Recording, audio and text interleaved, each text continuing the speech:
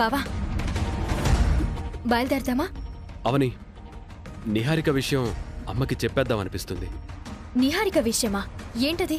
మనం చేసే ప్రయత్నాలకు నిహారిక అడ్డుపడుతున్న విషయం గురించి. నిన్న మనకంటే ముందు ఆ రాజీగారిని కలిసినట్టు రేపటి రోజున మనకంటే ముందు ఆ సూరమ్మని కలిసి బ్లాక్మెయిల్ చేయటమో బెదిరించడమో చేసిందంటే గనుక మా అన్నయ్య విషయం బయటికి రాదు కదా. అందుకే మనం ముందు జాగ్రత్తగా అమ్మా నాన్నలకు సూరమ్మ విషయం చెప్పడం మంచిదనిపిస్తుంది. వద్దు బావా. ఏ? నిహారిక గురించి ఇప్పుడు మనం ఏం చెప్పినా అత్తయ్య వాళ్ళు నమ్మే పరిస్థితిలో లేరు. మనం చెప్పిన దాన్ని నిహారిక స్పాట్లో రివర్స్ చేసేస్తుంది. ఇప్పుడు మనం నిహారిక గురించి పట్టించుకోవాల్సిన అవసరం లేదు. మన పని మనం చేసుకుంటూ పోదాం. అత్తయ్య గారు, అత్తయ్య గారు, నా రెండో బామ్మర్దిని పట్టుకోవడానికి నాకు ఒక బ్రహ్మాండమైన ఐడియా వచ్చింది. చెప్పమంటారా? ఏంటది? అవని మీద పూర్తిగా ఆధారపడకుండా నేను చెప్పినట్టు చేస్తే ఖచ్చితంగా వర్కౌట్ అవుతుంది. ముందు నువ్వు విషయం చెప్పబోయా. అంజనం వేయిస్తే మీ అబ్బాయి ఏ దిక్కున ఉన్నా ఇలాగే తెలిసిపోతుంది. ఆ పని చేద్దామా? అన్నయ్య, మంత్రాలకి చింతకాయలు రాలవు అన్నట్టు అలాంటి ప్రయత్నాల వల్ల ఉపయోగం లేదన్నయ్య. చెప్పలేము లావణ్య, అలాంటి ప్రయత్నాలు ఫలించొచ్చేమో. అలాంటివి నా దృష్టిలో మూఢనమ్మకాలు వసంత గారు. మీరు నమ్ముతారేమో గాని నేనైతే అస్సలు నమ్మను. అత్తయ్య,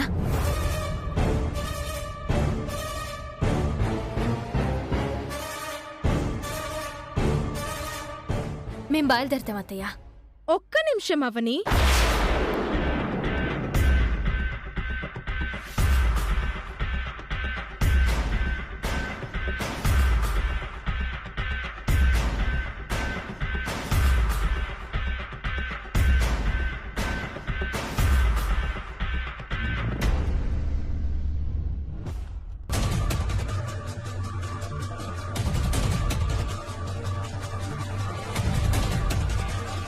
ఇంకా 4 రోజులే ఉంది అవని. ఈ 4 రోజుల్లో నువ్వు సాధిస్తావనే నమ్మకం మాకు కలగడం లేదు. దీనికి నీ సమాధానం? నేను సాధించాలని మీరు కోరుకుంటున్నారా? సాధించకూడదని మొక్కుకుంటున్నారా? అదేంటి అలా అనేసావు? మీ తీరు నాకు అలాగే కనిపిస్తుందదినా. అంటే రేపటి రోజు నువ్వు అనుకున్నది జరగకపోతే మీ వల్లనే ఇలా జరిగిందని మా మీదకు తోసేద్దామని ముందు నుంచే ప్లాన్ చేస్తున్నావా? మీ వల్ల కాదంటే చెప్పండి. నీ వల్ల అవుతుందా? అంజనం వేయిస్తా. వేయించు బావా. అంజనం వేయిస్తావో ఇంకేం చేస్తావో నీ ఇష్టం. ఏ రకంగా అయినా మా అన్నయ్య మాకు దొరికితే చాలు. అనవసరమైన వాదనలొద్దు. నువ్వు చెప్పిన సమయానికల్లా నా కొడుకు నా కళ్ళ ముందుండాలి.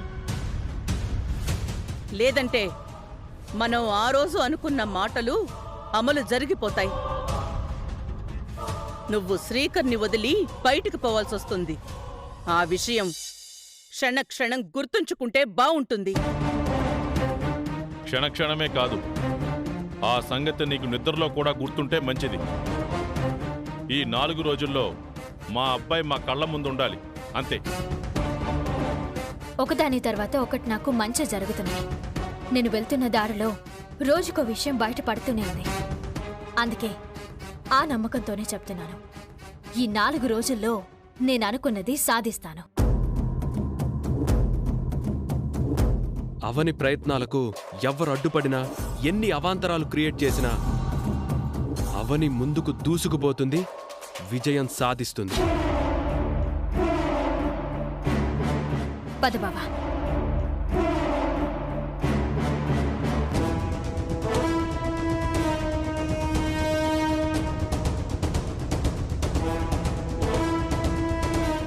నాకైతే ఇదంతా పెద్ద టైం వేస్ట్ ప్రాసెస్లా అనిపిస్తోంది.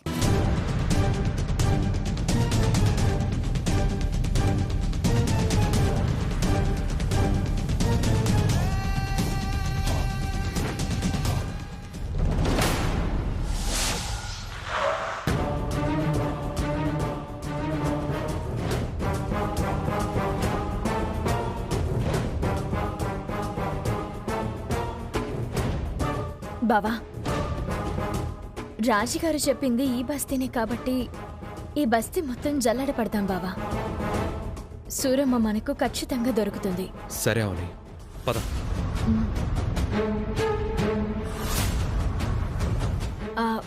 బావా, ఇక్కడ ఒకసారి అడుగుతాను. ఏమండి, ఈ ఏరియాలో సూరమ్మ అని ఒక పెద్ద ఆవిడ ఉన్నారంట కదా, ఆవిడ ఇల్లు ఎక్కడో మీకు తెలుసా? ఈ ఏరియాకి మేము కొత్తగా వచ్చామండి, మాకు తెలీదండి. సరేనండి.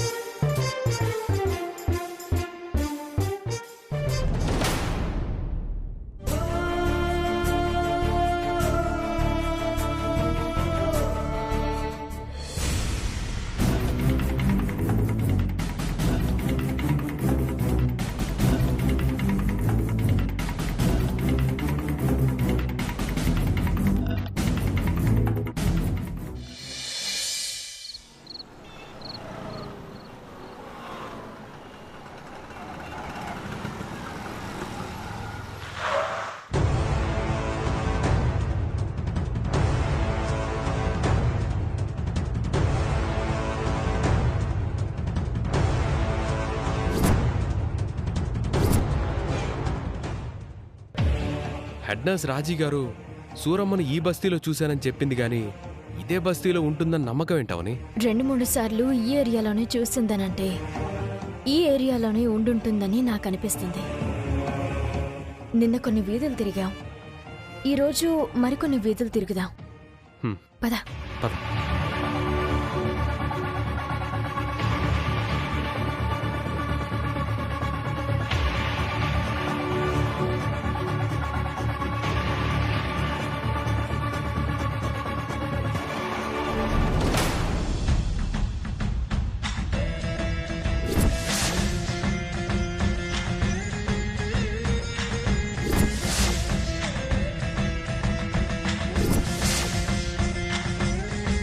పెద్ద కుమారుడికి చిన్న కుమారుడికి మధ్యలో మరో సంతానం ఉందని తెలిసింది. ఆ బిడ్డ చనిపోలేదు, బ్రతికే ఉన్నాడు. అమ్మా చెప్పండి. ఇక్కడ సూరమ్మ అని ఇదే బస్తీలో ఉంటారంట.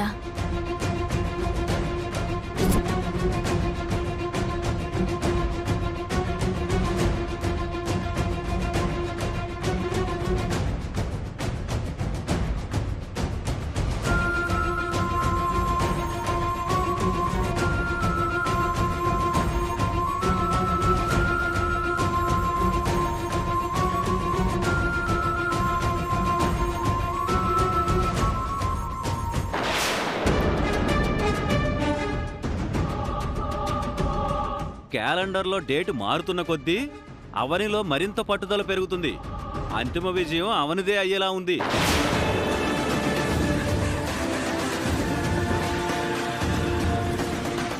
అవును నిహారిక, చాలా సందర్భాల్లో అవని ప్రూవ్ చేసుకుంది. ఈసారి కూడా తన గోల్ని రీచ్ అవుతుంది అని నాకనిపిస్తోంది. అవని అనుకున్నది సాధించిందంటే నాకు నా తమ్ముడు దొరుకుతాడన్న ఆనందం ఒకవైపు, అలా జరిగింది అంటే నీకు శ్రీకర్ దక్కడేమోనన్న బాధ ఇంకొక వైపు. చివరికి ఏం జరుగుతుందో ఏంటో. నేను ఎట్టి పరిస్థితుల్లోనూ శ్రీకర్ గారిని దక్కించుకోవాలి, అంతే.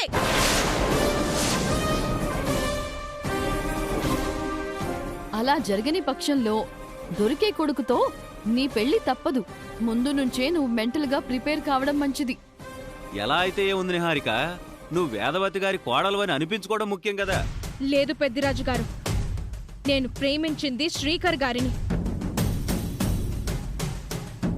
నేను భర్తగా ఊహించుకుంది శ్రీకర్ గారిని. పెళ్లి పీటల మీద కూర్చున్నది శ్రీకర్ గారితో. శ్రీకర్ గారిని భర్తగా పొందకపోతే నా జన్మకి అర్థమై ఉండదు. మరో మనిషిని నేను భర్తగా అంగీకరించలేను. పెద్దమ్మా అది ఇరిపోయింది, ఇంకో రెండే. కిట్టు, ఏంటి బాబాయ్? పోలీసులు నిన్ను విడిచిపెట్టకుండా జైలుకు పంపిస్తారు అనుకున్నాం. బాగానే బయటకు వచ్చేసావురా. ఒక పిల్ల వల్ల దొరికిపోయాను బాబాయ్. ఆ పిల్ల నాకు దొరకాలి, దాన్ని మర్డర్ చేసి జైలుకి పోతాను.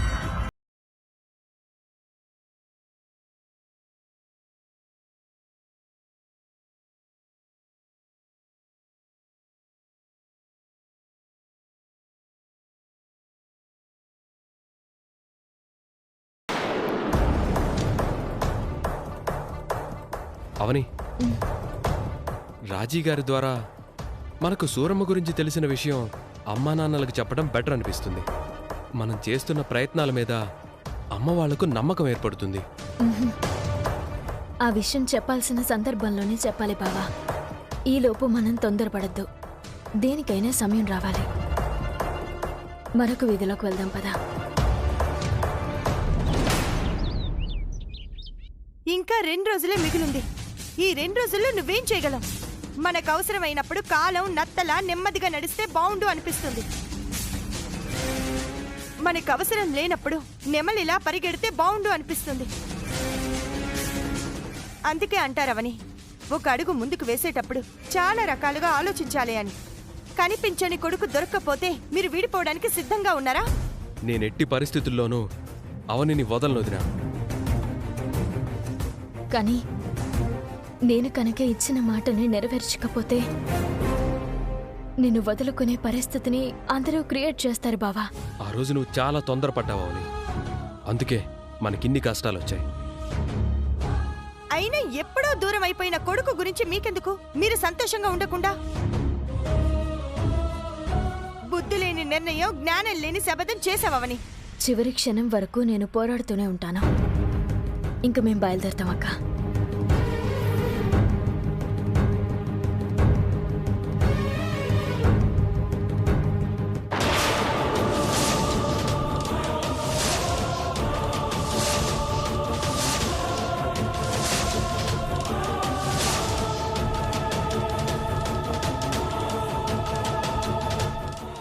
పిచ్చి కుక్క గాని కరిచిందా ఏంటి? నన్ను ఆ కుటుంబ వారసుడిగా ఒప్పుకోకపోతే ఆ ఇంటి ముందే టెంట్ వేసుకుని ఇలాగే దీక్ష చేస్తాను. ప్రజెంట్ ఇంట్లో ఉన్న సిచ్యువేషన్కి మేము చాలా సఫర్ అవుతున్నాం. ఈ సమయంలో మీరు ఇలా ఇబ్బంది పెట్టకండి. ఆ బాధ నుంచి బయటపడ్డానికే నన్ను తీసుకెళ్ళమని అంటున్నాను. మన ఇద్దరం కవలడం అంటే కూడా జనం నమ్మేస్తారు. నా పేషెన్స్ టెస్ట్ చేయకండి నరసింహం గారు. 2 రోజులే టైం ఉంది కదా బ్రదరు, అందుకే అంటున్నాను. నా జీవితంలో ప్రతి అద్భుతం ఆఖరి నిమిషంలోనే జరిగింది బావా. నేను దాన్ని నమ్ముతాను. నా సంకల్పంలో స్వార్థం లేదు. అంతా మంచి జరుగుతుంది. పద బావా.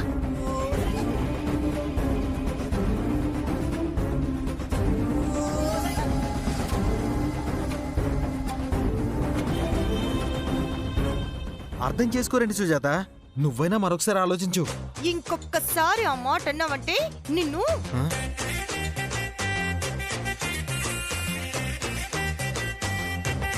అయ్యో అయ్యో అయ్యో సుజాత, పుట్టదే పుట్టదే.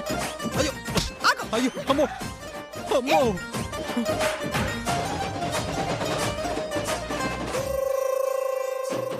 అవని జీవితం ఎటుపోతుందో నాకేమీ అర్థం కావడం లేదు. వేదవతి కొడుకు ఎక్కడ చచ్చాడో ఏంటో. వేదవా,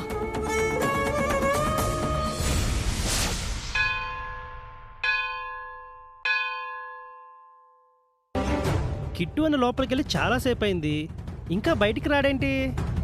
గుళ్ళో విగ్రహాన్ని లేపడానికి అయితే ప్లాన్ చేయడం లేదు కదా. చూద్దాం పద పద.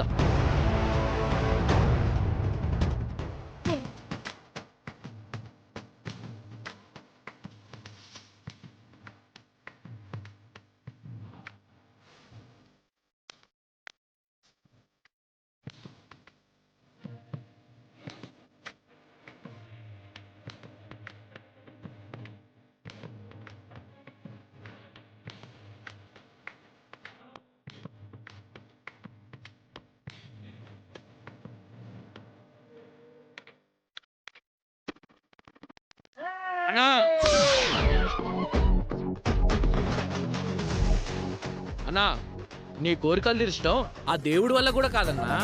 దుర్మార్గుడురా, దేవుడు చాలా దుర్మార్గుడురా. అదేంటని అంత మాట అనేసావు? ఇంకేమనాలరా? కార్లు ఉన్నోళ్ళకే కార్లు, బంగళాలు ఉన్నోళ్ళకే బంగళాలు, డబ్బులు ఉన్నోళ్ళకే డబ్బులు, పదవులు ఉన్నోళ్ళకే పదవులు. ఏ ఉన్నోళ్ళకే మళ్ళీ మళ్ళీ ఇవ్వకపోతే లేనోళ్ళకి ఇవ్వచ్చు కదా. కష్టాలేమో మనలాంటి వాళ్ళకి, కరెన్సీ కట్టలేమో అధనవంతులకి. ఈ దేవుడు కూడా పక్షవాతం చూపిస్తే ఎలారా? అన్నా అది పక్షవాతం కాదన్నా, పక్షపాతం. అదేలేరా, కష్ట సుఖాలు అందరికి ఒకేలా ఇవ్వాలి. అందరినీ గొప్పోలుగానే పుట్టించాలి, లేదా లేనోళ్ళుగానే పుట్టించాలి. ఈ దేవుడికి ఆ మాత్రం కామన్ సెన్స్ లేకపోతే ఎలారా? ఏమన్నా అంటే పూర్వజన్మ పాపపుణ్యాలే ఈ జన్మని డిసైడ్ చేస్తాయి అంటారు. ఏంది డిసైడ్ చేసేదే? మన పూర్వజన్మ గురించి మనకేమన్నా తెలుసా? వచ్చే జన్మ గురించి మనకేమన్నా తెలుసా? ఆ జన్మలో పాపం చేసామన్న క్లారిటీ మనకి లేదు, వచ్చే జన్మలో పుణ్యం చేస్తామనే గ్యారంటీ కూడా లేదు. అంత కన్ఫ్యూజన్ గా ఉందిరా. ఏంటన్నా ఈరోజు నువ్వు మందు తాగకుండానే వేదాంతం మాట్లాడుతున్నావు? ఫ్రస్ట్రేషన్ రా, ఫ్రస్ట్రేషన్. అన్నా నీ ఫ్రస్ట్రేషన్ తగ్గాలంటే నువ్వు వెంటనే వదిన ఫోటో చూడన్నా.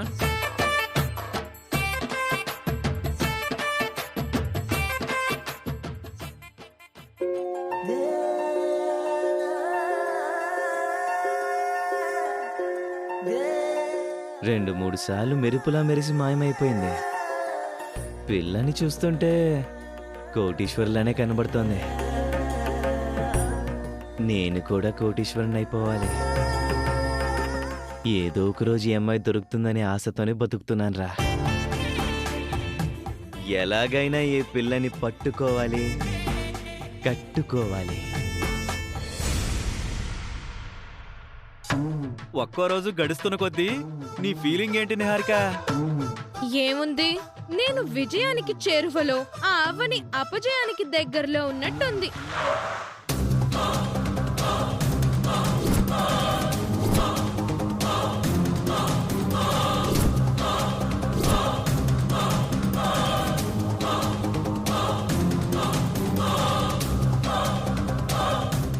సిస్టరు, ఏంటన్నయ్యా?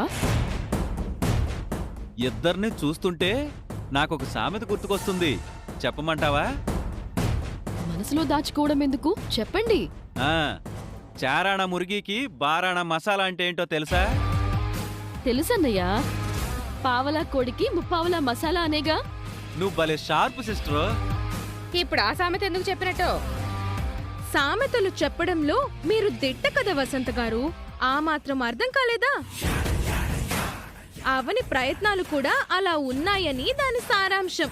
ఓ అదే, ఇప్పుడు తట్టింది. బుద్ధుందా అక్క నీకు? ఏంట్రా అలా అంటున్నావు? అరే, అక్కను పట్టుకుని అంత మాట అంటావా? అక్కకే కాదు, నీకు వదినికి ఎవ్వరికి బుద్ధి లేదని అంటాను. ఎందుకలా అంటున్నావు శ్రీకర్? నిహారిక క్యారెక్టర్ గురించి మీకు తెలుసు. నిహారిక ఎలాంటి దుర్మార్గపు ఆలోచనతో మన ఇంట్లో విషపు పురుగులా తిరుగుతుందో అన్నీ మీకు తెలుసు. అయినా సరే మీరు నిహారికకు ఎలా సపోర్ట్ చేస్తున్నారు?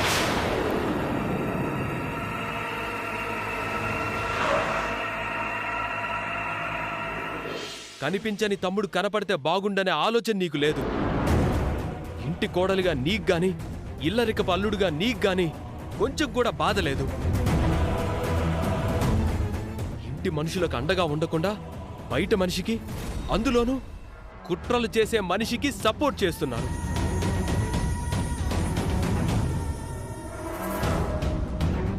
ఆడ శకునిలా నిహారిక పన్నాగాలు పన్నుతుంటే మీరంతా వంత పాడుతున్నారు. సిగ్గనిపించట్లేదా మీకు? ఎంతసేపు మీకు అవని మీద పంతమే తప్ప కుటుంబం పట్ల బాధ్యత లేదు. నాకు చాలా చాలా బాధగా ఉంది. వేదవతి గారు, వేదవతి గారు!